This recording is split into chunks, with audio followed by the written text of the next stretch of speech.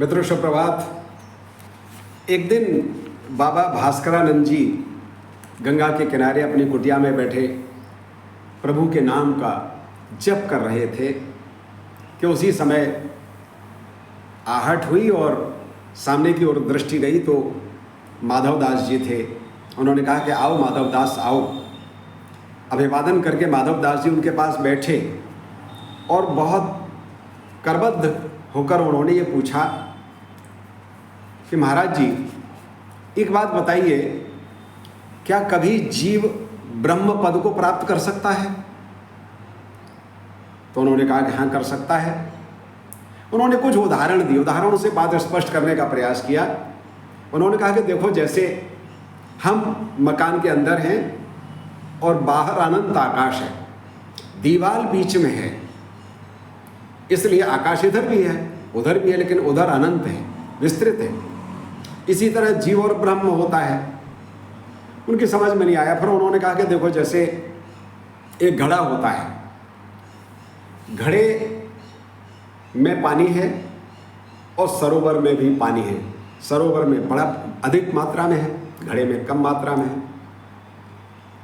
कबीर ने बहुत सुंदर फूटा कुंभ जल जल है समाना यह तत् कतौ ज्ञानी। जल में कुंभ, कुंभ में जल है, बाहर भीतर पानी, फूटा कुंभ जल जल है समाना यह तत् कतौ ज्ञानी। कबीर इस तरह समझाने का प्रयास करते हैं कि घड़े की दीवार उसके बीच में है।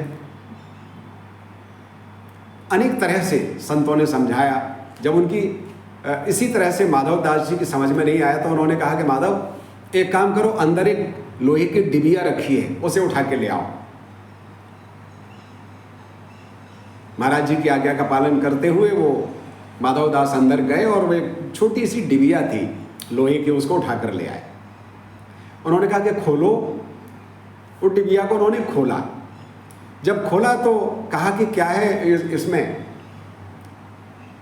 गुरुदेव क्या है? बोले इसमें पारस पत्थर रखा हुआ है। तो माधवदास जी बोले कि मैंने तो सुना है कि पारस के स्पर्श से लोहा सोना बन जाता है, लेकिन ये डिबिया तो लोहे की ही है। तो उन्होंने कहा कि आपने देखा नहीं, पारस पत्थर एक कागज में लपेट कर रखा हुआ है, इसलिए लोहा सोना नहीं बन पा रहा। अब एक काम करो, इसको कागज को हटाओ और फिर इस पारस को लोहे की डिबिया में रख दो। माधवदास ने वैसे ही किया, कागज को हटा दिया और पारस को जैसे ही रखा वैसे ही लोहे की डिबिया सोने की हो गई। बाबा भास्करानंद जी ने कहा कि अब समझ में आया, हमारी और ब्रह्म के बीच में माया की एक पतली सी झिनी सी दीवार है। चाहे वो कागज के रूप में समझ लो, चाहे घड़े की दीवार के रूप में समझ लो, चाहे मकान की दीवार के रूप में समझ लो, हमारे बीच में एक दीवार है केवल। उस माया के लक्षण तुलसीदास जी ने बता दिए हैं। माया है क्या? व्याप रहे संसार मह माया कटक प्रचंड,